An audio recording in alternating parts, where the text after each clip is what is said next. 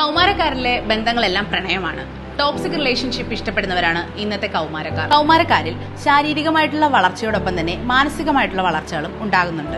പലതരത്തിലുള്ള hormone changes കാരണമാണ് ഇത്തരത്തിലുള്ള കാര്യങ്ങൾ ഉണ്ടാവുന്നത്.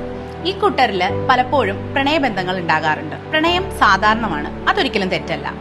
ശരിക്കും അതിലെടുക്കുന്ന ഒരു സമയത്തെയാണ് നമ്മൾ തെറ്റെന്ന് പറയുന്നത്. സൗഹൃദം, കെയർ, ഷെയറിംഗ്, ട്രസ്റ്റ്, ഫൺ ഇതൊക്കെയാണ് നമ്മുടെ സൗഹൃദത്തിൽ വരുന്നത്.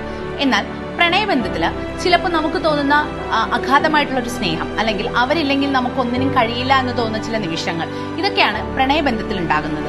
ഏത് ബന്ധത്തിലും കുട്ടികൾക്ക് ബൗണ്ടറീസ് ഉണ്ടെന്നുള്ള കാര്യം പാരന്റ്സ് മനസ്സിലാക്കി കൊടുക്കേണ്ടതാണ്. ഈ ഫ്രണ്ട്ഷിപ്പും ലവും എന്ന് പറയുന്നത് വ്യത്യസ്തമായിട്ടുള്ള വികാരങ്ങളാണെന്ന് കുട്ടികളെ പഠിപ്പിക്കുക.